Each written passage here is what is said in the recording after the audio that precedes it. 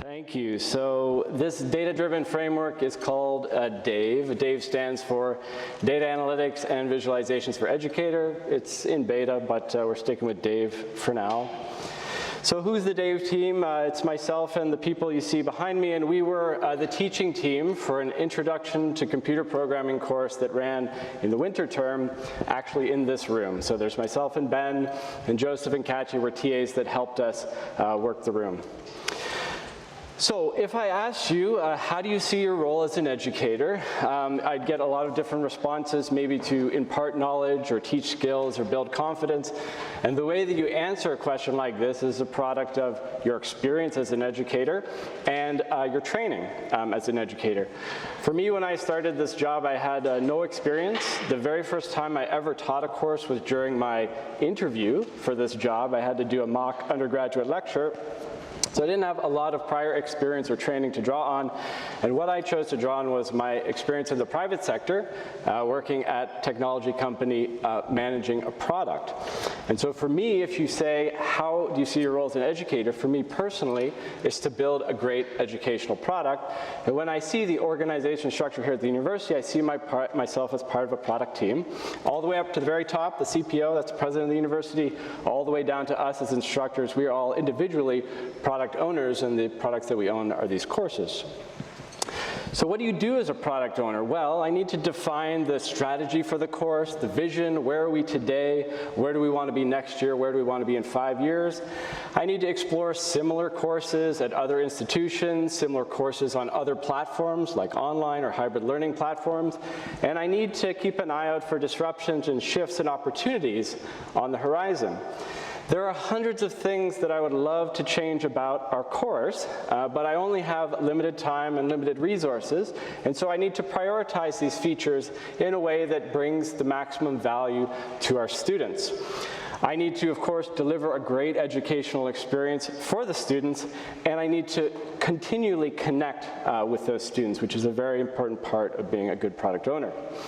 If you want to build great products, you need to employ some kind of framework, and very common in the tech space is the build, measure, learn feedback loop. And important to point out that it's also similar to the iterative design process that we teach our first-year engineers in their design courses. But basically it goes like we start with a hypothesis, something we think is not working well or a gap in our course. We build experiments to test this hypothesis. We need to measure a baseline, and then we need to measure a response to this new change. We then, after the experiment is done, we're going to analyze this data, and we're maybe going to implement this change. We're going to pivot. We're going to generate a new hypothesis. And it's really important for us to iterate inside this loop as quickly as possible. And measurements are one of the most important parts. If you're not measuring properly, then you're not getting good feedback and you're not going to iterate in the right way. So how are we measuring things in these courses? So there's a few common metrics. So like obviously midterm and exam marks would be common. And then we have the course evaluations. When the course is done, students are given a voluntary survey that they could fill out. But there's some challenges with these, or some limitations.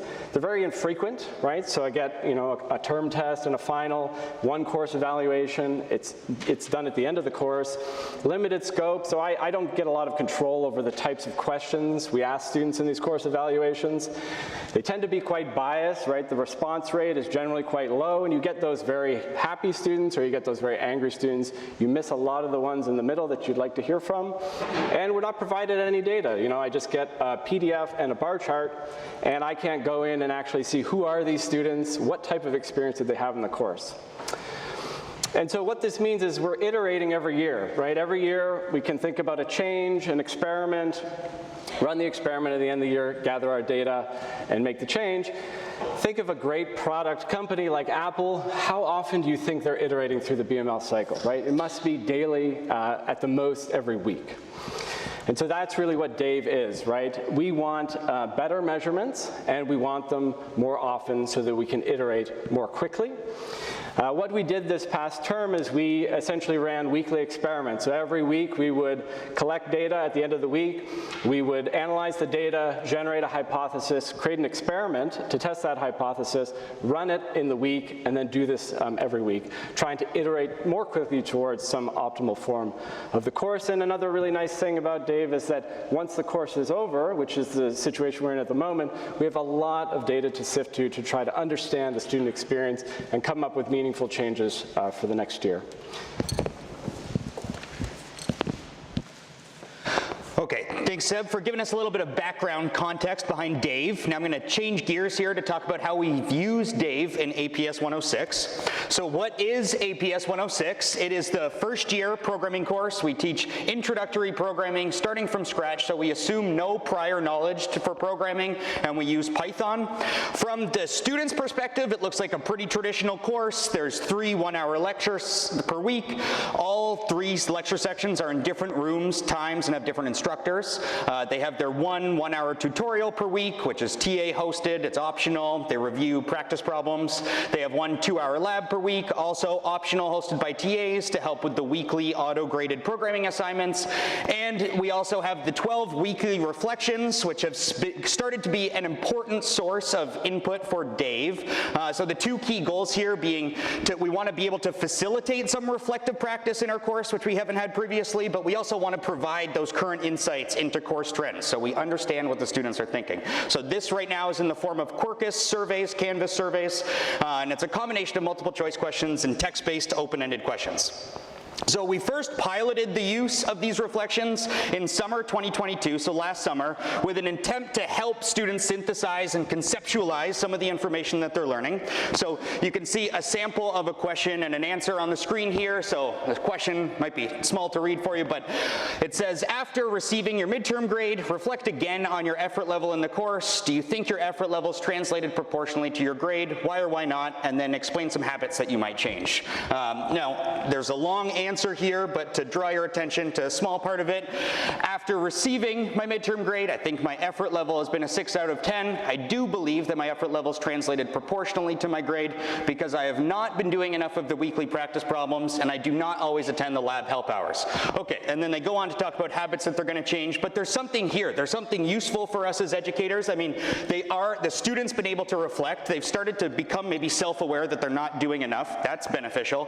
But we also can see as a teaching team and gain some insights. Okay, so there's students that aren't doing enough of the weekly practice problems, and there's students that aren't attending the labs. Okay, so there's something here. Now, qualitative data is great, but this takes time. So in the summer course, when I've got 90 students and I personally read all of these, that's somewhat manageable with 90 students, but when we take it to 500 students in the winter, this becomes unscalable pretty fast. So can we automate this? And hopefully the answer to that question is yes, as a teaching team for the programming course. So just like the engineering design process, before jumping into a solution, we want to brainstorm potential ways to solve this problem. So we brainstormed some data sources for Dave. There's probably a lot more out there that we can still be using. One of those is the weekly reflections. We've modified those now to simplify some of our data analysis, so asking more specific questions. We can also look at online engagement metrics through Canvas, so page views, days online. There's lots more to look at there. Piazza Q&A, what types of questions are students asking, when are they asking them, and assessment results. So how have they done on the midterms, exams, and labs, and maybe more importantly, how do those assessment results connect back or relate to some of their responses in other areas throughout that Dave's seeing. So one important element of our course is the fact that we assume no programming knowledge. Now we assume no incoming knowledge because programming is not a common high school course. It's not required to get into first year engineering. So where all incoming students might have taken calculus, not all students have necessarily done any programming before. You can see some. So this is from this past winter's course, and you can see that 22% of the students have never written a single line of code, but 8% already consider themselves advanced coders. So this already starts off with starts the course with an uneven playing field for the students. So to dive into these numbers a little bit deeper, and we can look at experience by discipline. And so if we're just looking at the green slices of the pie here, you can see that mechanical has the most advanced programmers coming in, with 13% of them self-assessing to be advanced, and that decreases all the way down to the bottom right, where civil only has about 1% that consider themselves advanced. It flips for the students with no experience. There's a minority of students from mechanical, only 8% that say they've never written a line of code before. But again, with civil students, almost 32% have never written a line of code before. So even though all of these students are in first year engineering at U of T, they have different high school experiences, they have different interests, and because of the discipline that they're going into, they also have different expectations for how they're gonna use coding throughout their career. So why does this matter? Well, if we wanna be delivering a product that's optimized for this current cohort of students, then we actually need to know our audience. So using Dave, we can see that our incoming experience differs across our lecture sections. So if we look at lecture section A, which takes place in here, we can see that we have a lot more inexperienced students than maybe lecture section B, and we have a lot less advanced students than in lecture section B. So as instructors, if we know who our specific audience is and maybe what disciplines they're in, how much experience they have, then we can tailor what we're talking about, some of our content delivery, maybe examples that we're giving to our own cohort of students. Now, we're talking about delivering lectures right now, but a pretty important part of lectures is the students actually being there. So let me ask you this: would you rather attend lectures at noon in this room, nice and bright, newest, most expensive engineering building we've got, or at night in the winter in a 120-year-old building on campus? Well, the students answered that for us loud and clear this year. This was a trend that emerged early in the course. You can actually see that the other two lecture sections, the red and blue, A and B here, have maintained over 100% of their registered attendance in the lecture section. So what that means is there's more students showing up to those lecture sections than are registered. So not all of these students that are leaving lecture section C because of the time that it's at or the building that it's in are necessarily abandoning the course. They're just choosing to go to a different lecture section instead. So scheduling matters here.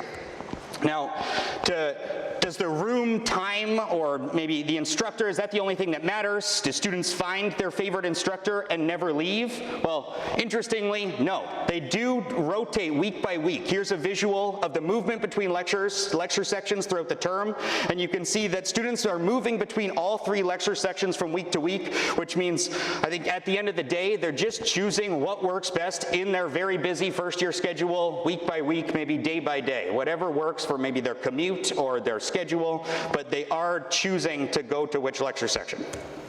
Now, okay, the motivation of marks here. So as a quick reminder, tutorials and labs are optional. They have no marks associated with attendance, but the weekly lab assignments, which they're submitted online to be auto-graded for marks. So in the top, this is a sample from maybe the middle to end of the term. You can see in the top row are tutorial attendance, where they do get practice problems to help their learning. That's the point. We want them to get better.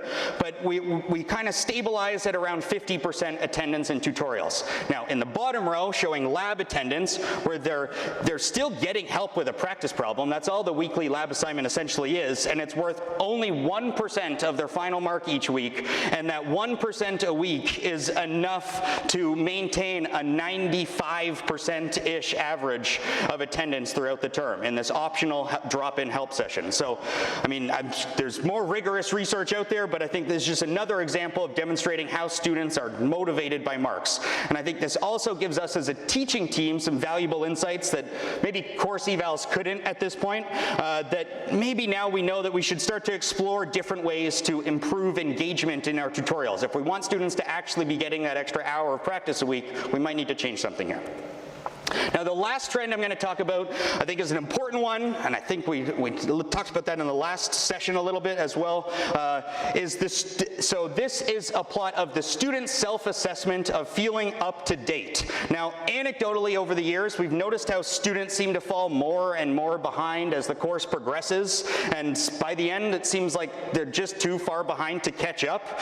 Now, this year in particular, we noticed how students could only really seem to be able to focus on one core course at a time, or one deliverable, or one deadline, whatever the next big deadline was for that course, that was all of their attention.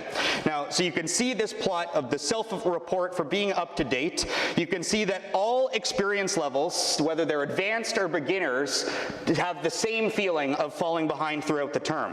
Now, interestingly, we can also see, like we saw from MIE 100 in the last session, that there's these peaks at midterm weeks. So they are doing something, the midterms are helping them catch up, potentially. Like, we do host a midterm review lecture, so this feeling of catching up could be coming from a full lecture dedicated to review, but it could also just be due to the fact that students are finally dedicating their attention to our course for the first time in maybe a few weeks. Now, I think what's interesting here, I think we're all maybe curious about if this is a common trend among all courses or maybe just local to our course. I think MIE 100 was just talking about experience, something similar, but maybe if we're able to overlay all of the courses data on something like this, we would see that our peaks are when other courses' troughs are, and vice versa, as if students can only focus on one thing at a time. Test, test. Hello. So over the next section, Joseph and I were going to be talking about using Dave to get some early, deeper insights into the data. And the first thing you might be wondering is, our assessment relied a lot on student self-assessing how they were doing every week. And you might think, is this data even reliable? Can we trust what students are self-reporting in these weekly questionnaires? So one thing that we did in every single weekly survey was we would ask the students, how comfortable are they with the new topic? And it was a multiple choice question. And you could say, I do not understand, I somewhat understand, or I completely understand. So while loops are something that we covered in our course pretty early on, and this is a very challenging concept for brand new programmers, and it's something that we taught in week 4 of the course. So when week 4 rolled around, we had our reflection, we asked the students, how well do you think you understand the while loops? And then we had our term test 1 that occurred in week 5, and the big question that was on term test number 1 was related to while loops. And what's really interesting was when we overlay the week 4 data with how you felt about the course versus the test grade, we can see that there's a very strong correlation. So look at how the mean was very well correlated to how you felt. The students that said they did not understand, the average there was about 28%, with a small spread of data compared to students who said they completely understand. The average was about 80% for those students. So there's two things to gain from this. So firstly, yes, students, their self-reported understanding, it is reliable information. And also now we have early indicators for at-risk groups, and we can use this to emphasize more topics in our teaching. Another question that we asked them the week before the midterm occurred was, how do you feel about the test that's coming up? How ready do you feel? So you could say you were completely not ready, you're somewhat ready, or you feel prepared. And before I talk about the chart, I'm actually going to explain how to read it. This is called a box plot. So the center line in the middle here, this is the median. Here we have the first and the third quartile, and the most important thing to note is that 50% of your data falls into this box. So the bigger your box is, that means there's more spread of your data. And then finally here you have your standard deviation boundaries, and these are what you normally see as confidence intervals when you have an Excel plot. So digging into this data a little bit more between term test 1 and term test 2, we see that not only is like the mean increasing, so students that said they were not ready on average were scoring lower, we also see that the distribution of the data gets a lot smaller. So a lot more of the students that said they were completely ready, they are scoring significantly higher than those students that said they were not ready and somewhat ready. So this is another indicator we can use as instructors to see what are the students that might need more of our help and preparation.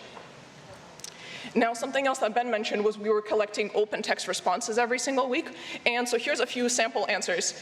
So someone said they have a good understanding of everything conceptually, they just need to practice a bit more, but they're generally comfortable. Another one where someone said they were nervous about the midterm. Now, the reason I have these words color-coded is because we did something called a sentiment polarity analysis. So this is a natural language processing technique where we look at the words, we pick out things that have sentiment to them, and then we can rate every single open text response as negative, neutral, or positive. And we collected this information every single week.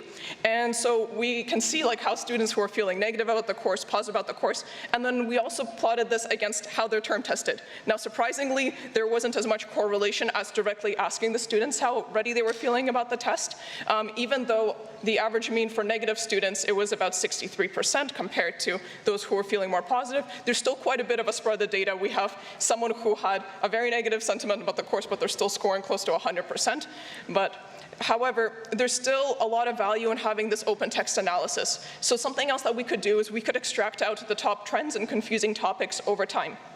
So what we did was we looked at the key terms that were in the syllabus, important topics, and we can see that there are some trends that are short-lived, and there's other topics that continue to challenge students throughout the semester. So for example, look at functions, that's the one in the red, that continues to challenge students throughout the semester, but it's a little bit misleading because we introduce it early on, but then we continue to build on this concept as it goes on. But then there's other interesting insights here as well. So the size, by the way, indicates the importance and the reflection. There's a section in kind of lime green towards the end, file IO. So what's interesting about that one is it continues to challenge students to the end of the term, but we only had 2 lectures on this, somewhere after term test 2. So using a text analysis like this, we can see where are students reporting that they're struggling more, and we can adjust the course content. Now with this, I'm going to pass it on to Joseph. Great. Thanks, Katya. So other than looking at metrics that we extracted with Dave through weekly reflections, we were also interested in, and this came up in the last talk, about metrics that are currently used in Canvas or Quarkus and used on Piazza. And here we looked at page views, so the amount of time a student will view a Quarkus page or be on Piazza, and then the days online, so the amount of time a student will spend on Quarkus. And what we found is that these metrics have limited predictive power. So their ability to predict whether a student do well is not that great. And that could be caused from the fact that these metrics have inherent biases, right? So these metrics are very passive, meaning that they can be confounded from a variety of factors. It might be, a student leaves their tab open for, the whole day while they're on their computer, and it says they've been online the whole day. Have they really? No, they haven't, And it might be also similar to, if a student just, if your Quarkus page is very disorganized and they have to click through multiple pages, yeah, your page view count is going up, but that doesn't mean a student was actually viewing your page throughout the day or quite a bit.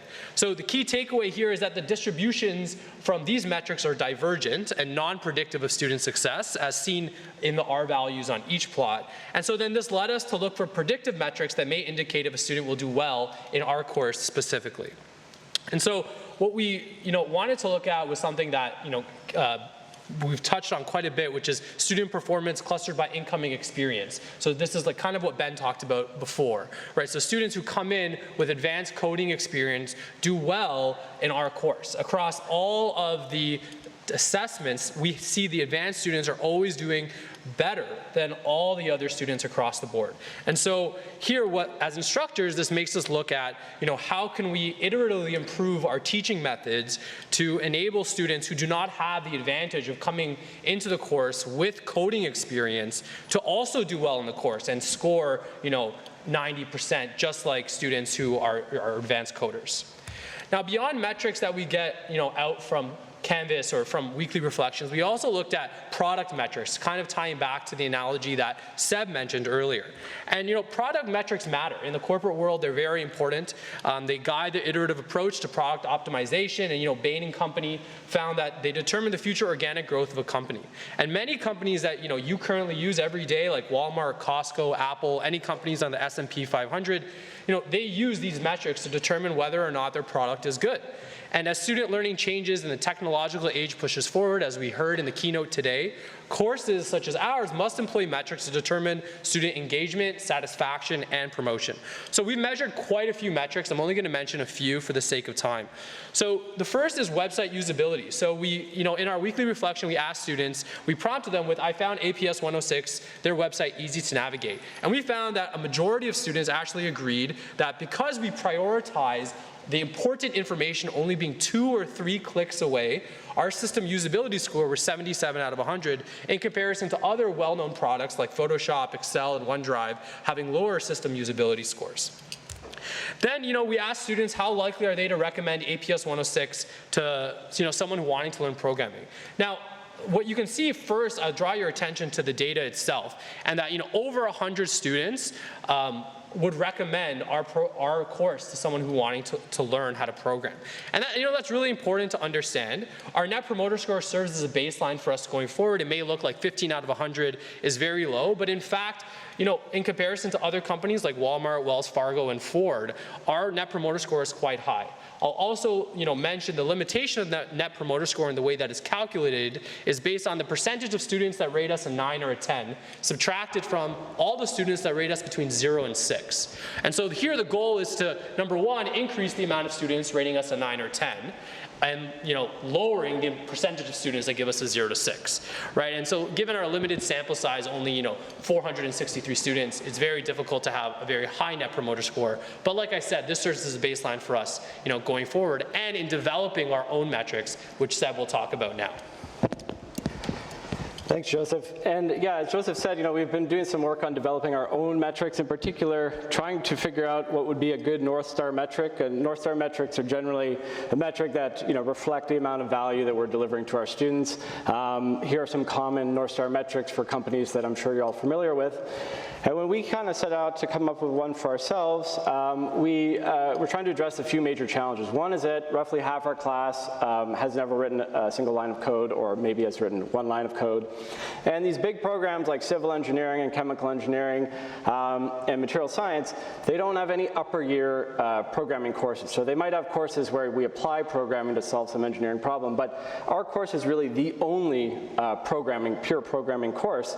And so if they have a bad experience in our course, they're far less likely to continue programming in the following 3 years of their degree and on in their career. And it's actually the reason that I wanted to teach this course, because I kept having these conversations with fourth year civil engineering students, and I'd say, how's the programming going? They have said, I haven't touched it since first year because it's just a bad experience. And so what we did is we asked the students, compared to when you started APS 106, how much more or less likely are you to reach for Python as a computational tool in your upper year courses? -3, much less likely, 0 unchanged, and 3 much more likely. And so the CCS score is basically the proportion of students who say they're more likely, so that's rating of 1 to 3, to reach for Python as a computational tool compared to when they started the course. We're at an 83 now, and there's a lot of room for improvement.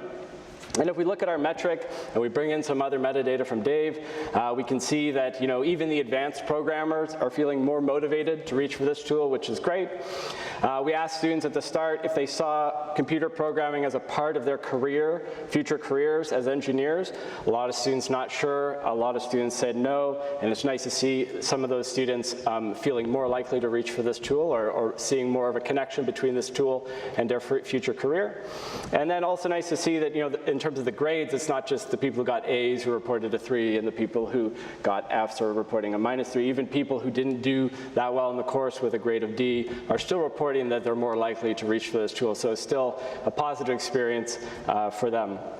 And obviously, we're always going to be continuing to develop these metrics and refine them, but the idea is to track them over the life of the course and use them to steer the course in the right direction. So for next year, we have one change we're going to make. So Marcus is the auto-grading service we use to auto-grade our assignments. It's going to be brought onto the ECF platform, so anybody in Faculty of Applied Science and Engineering can use it. And we're going to be able to start pulling data from Marcus, so we'll get detailed data about the types of mistakes, programmatic mistakes that students make on their assignments, and use that to identify pain points. And then, of course, what we ultimately want to do is automate this on the Azure platform. Still looking for funding to do this. But the idea here is that we can do this because we have these great TAs. We know how to program. But for a lot of instructors who might benefit from this, who cannot write the code to do this, we want to provide it to everybody. So the idea is to connect to APIs for all these data points, automate the ETL pipeline, and then pump it into something like Power BI to give this the ability to explore this data to any educator. And lastly, I'll just say, some of the motivation of why we want to do this is beyond just this specific course. A great study put out by KPMG in 2021, The Future of Higher Education in a Disruptive World. And they talk about these different ages, manufacturing, distribution, information. And we just, as of 2018, entered into the age of the customer. And in the age of the customer, empowered buyers demand new levels of engagement and personalization. And what they say in the report is that each of these transitions from a different era was accompanied by a change in the mode of education, and there's no reason to expect any different this time around. And so in the age of the customer, no business can ignore the customer experience, and no higher education institution can ignore the student experience, which they describe as being made up of 3 components: the learning experience, the personalization experience, and the consumer experience. I taught like a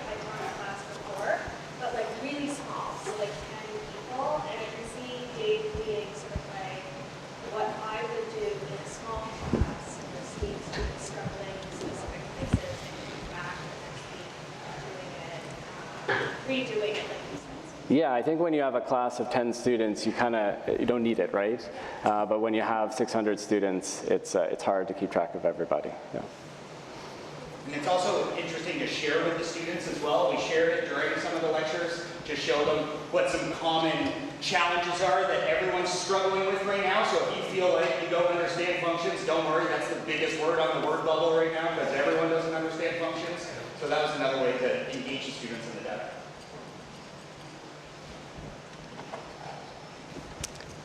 All right. Seeing no other questions. Thank you for your time. Thank you.